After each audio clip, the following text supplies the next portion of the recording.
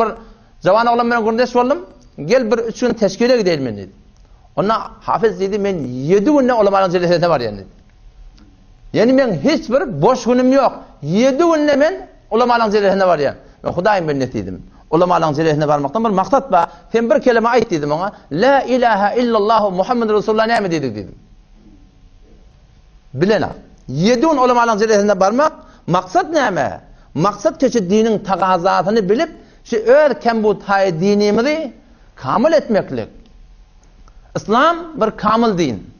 Her bir Müslüman velevinke namaz okuymuhada etiqadı kalbimiz ki İslam dini kamil. Emma şu kamil din ve de biz İslam'ın kamilliğine iftihar etiyet. Emma şu eğer kamil din menin yaşayışıma kamil gelse İslam menin Müslümanlığıma iftihar edecek adam. Biz İslam'a iftihar olacak olaydı.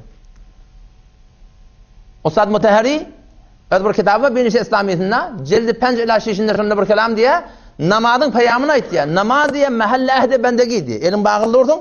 Allah şehit çektirin. Ya Allah şehit çektirin. Ya Allah şehide vori. Ya Allah sform ede vori. Amin ya Allah. Namaz mahalle ehdi bendegi. Namazdan düştün mü sahneye zendegi mahalle vefayı bi ehdi bendegi. Şoňa durmada vurulmay oldu. Namazın peyamı şibide. Kur'an'ın peyamı şibide. Sizlerin peyamı biz Müslüman doğan öz kamil dinimizi yaşayışımıza kamil getirmelisin. O zaman şonna hem dünya abat olacak hem ahiret abat olacak Müslüman.